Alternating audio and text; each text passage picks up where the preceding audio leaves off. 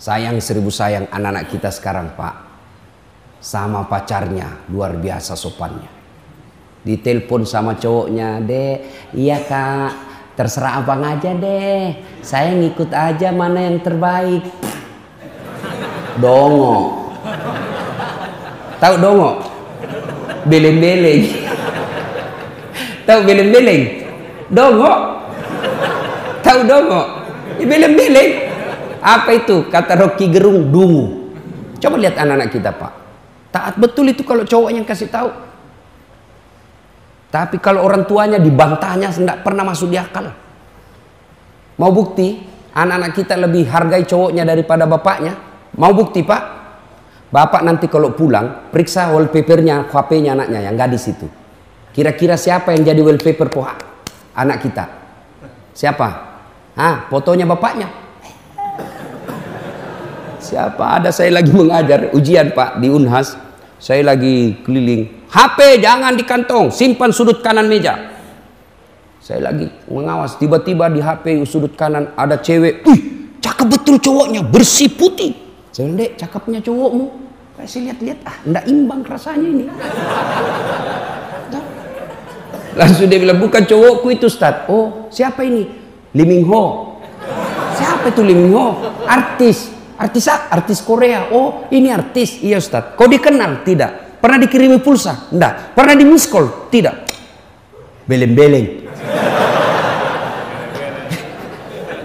Masa itu kau enggak pernah kau kenal, enggak pernah dikirimi pulsa? Kau simpan di situ gambarnya bapakmu ke situ. Ganti tuh fotonya bapakmu simpan. "Tunggu dulu Ustaz." Dia carilah fotonya bapaknya. "Tunggu dulu Ustaz, tunggu dulu." Sudah terhapus semua Ustaz. Ini anak-anak kita sekarang. Maka jangan heran anak kita S1 susah cari kerja. Karena tidak dapat kerja dia lanjut S2, makin susah cari kerja. Salah satu sebabnya karena kuliah tidak menghargai orang tuanya. Tidakkah kita sudah belajar dalam agama kita, ridallah fi ridal walidain, suktillah fi suktil walidain. Suatu kali Nabi di Makkah lagi tawaf pakai ihram. Tiba-tiba ada anak muda di depan Nabi tawaf juga. Dilihatnya Nabi, melepuh pundaknya, Pak. Seperti orang yang baru kena bara api. Diikuti oleh Nabi. Selesai tawaf dipanggil, "Anak muda, sini dulu anak muda." "Kenapa pundakmu, Nak?" "Saya ini orang Madinah. Ibu saya sakit. Ibu saya ini mau sekali menunaikan ibadah haji. Tidak ada budak saya. Tidak ada duit saya bayar onta. Saya pikul ibu saya dari Madinah ke Mekah. Jalan kaki kurang lebih 500 km. Melewati padang pasir." Kalau bapak dari Jakarta ke Bogor, itu kan masih enak, Pak. Masih banyak pohon-pohon, bisa tempat singgah. Makkah Madinah padang pasir. Kupikul ibu saya sepanjang jalan. Nanti selepas ketika saya makan, sholat dan buang air besar. Ada terus di pundak saya. Hampir tidak pernah lepas. Makanya ini pundak saya melepuh. Nabi terharu. Lalu anak muda ini bertanya, "Ya Rasulullah, kira-kira kebaikan saya ini sudah membalas kebaikan ibuku kepadaku ya Rasul? Kira-kira sudah imbang?" Apa kata Nabi? "Demi Allah anak muda, kau sudah termasuk anak yang soleh, tapi demi Allah kau belum bisa membalas kebaikan ibumu kepadamu." Coba, mana ada anak-anak seperti ini sekarang? Coba lihat anak-anak kita sekarang, Pak. Ngeri, Pak. Tidak ada lagi sopan santun sama orang tua. Bapaknya sepertinya dianggap kawan. Kita dulu ketemu sama bapak, lihat matanya aja kita kadang sungkan. Bapak pelajari itu yang namanya tadi Al-Fatih. Ya, itu tidak pernah berani tatap matanya bapaknya. Ketemu bapaknya tunduk terus karena memuliakan orang tuanya. Sekarang anak-anak kita, coba lihat saya zaman kecil, jangankan bicara kasar sama orang tua, memotong bayangan ketika ada tamunya bapak itu di ruang tamu, tidak boleh kita lewat-lewat. Dianggap kita anak yang kurang ajar. Makan, zaman saya kecil, makan, bapak saya petani, mau makan, kata ibu saya, "Jangan dulu, belum datang bapakmu, dosa kau kalau sisa kau kasih bapakmu." Masa sudah dari mulutmu kau kasih bapakmu? Begitu kita muliakan orang tua. Sekarang anak-anak makan, dia habisi Pak. Tinggal kuahnya disimpankan bapaknya.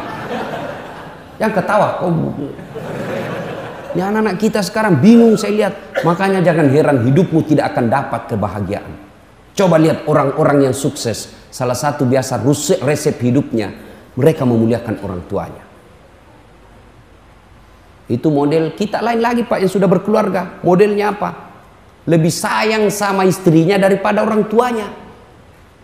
Masih baik kalau ini lebih takut.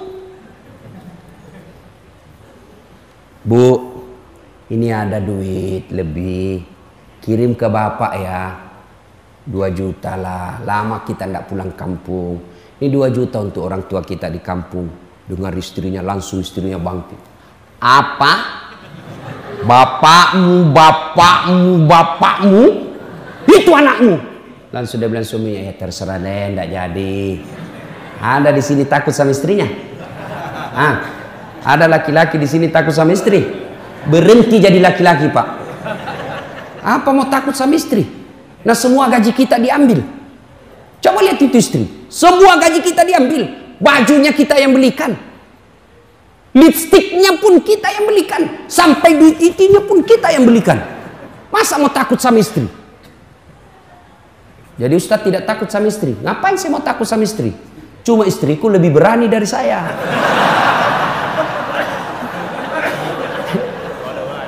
Marah dia Ustadz, ngamuk dia Ustadz. Dengar Pak, kalau dia ngamuk, dia pecahkan piring, pecahkan 1 lusin. Kenapa? Piring boleh dibeli, harga diri sebagai suami tidak boleh diinjak-injak istri. Takbir. Saya serius Pak. Pak, jangan pernah menunda berbuat baik sama orang tua karena takut sama istri. Saya bilang sama istri saya, boleh kau marah sama saya, boleh kau maki-maki saya, boleh kau lempar kepalaku, yang penting tidak dikena. Satu yang tidak boleh, jangan pernah saya dengar di telinga saya kau hina orang tuaku. Begitu kau hina orang tuaku, tidak ada maaf. Belum tentu kita jodoh sampai saya masuk kubur. Tapi orang tua demi Allah, seluruh darah daging yang ada di dalam tubuhku itu dari orang tua saya. Gitu dong jadi laki-laki Pak. Jangan ketawa, saya serius ini. Ini juga ibu-ibu, jangan suka ngomel.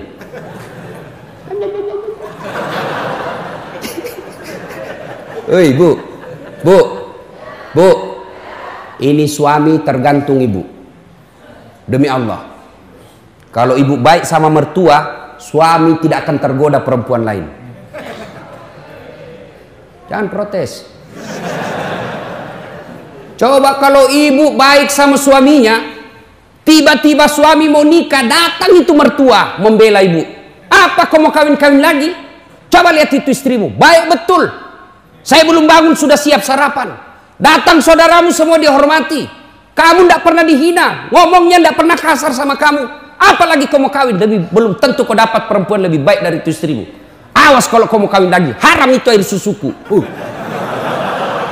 Gitu mama saya kalau marah Pak. Langsung dia bilang haram air susuku. Ampun Pak. Tapi kalau tidak pernah muliakan orang tuanya, datang mertua dari kampung, baru 2 jam duduk dia tanya, Mak Haji kapan pulang? Belum selesai capek sudah ditanya pulang.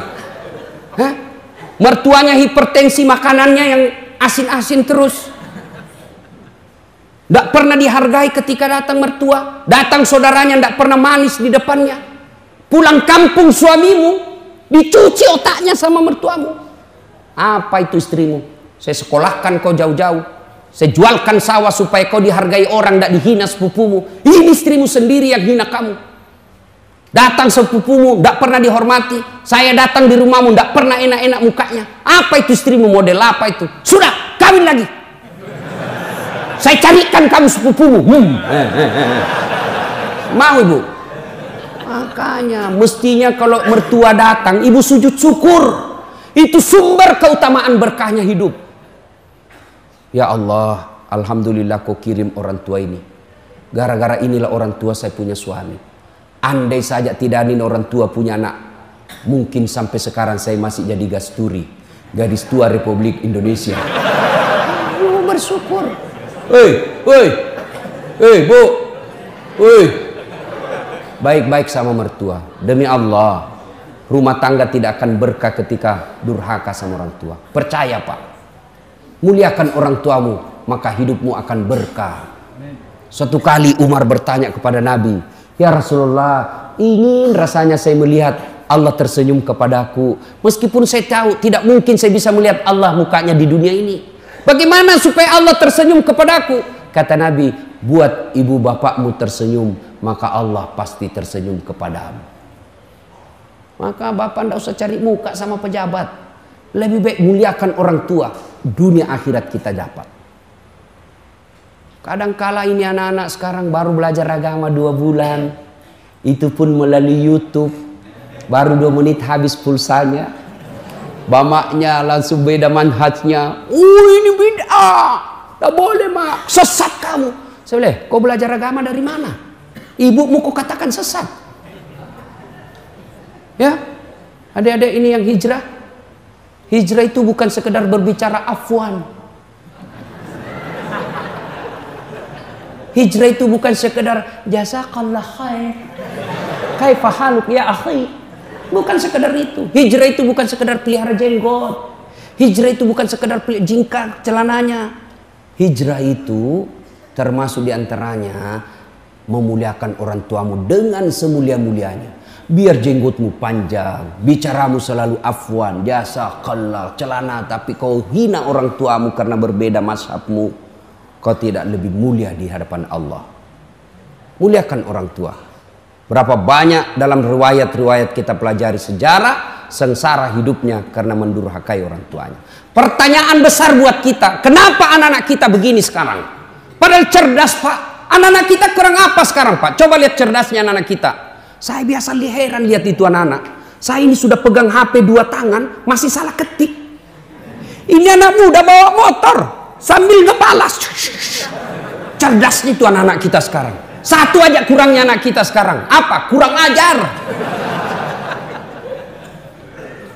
Imma yablughanna indakal kibra ahaduhuma au kilahuma fala taqul lahumā uff wa la tanharhuma wa qul lahumā qawlan karima. Apabila kedua orang tuamu sudah lanjut dalam pemeliharaanmu, jangan kau berkata A saja dilarang, apalagi sampai meneteskan air mata orang tua.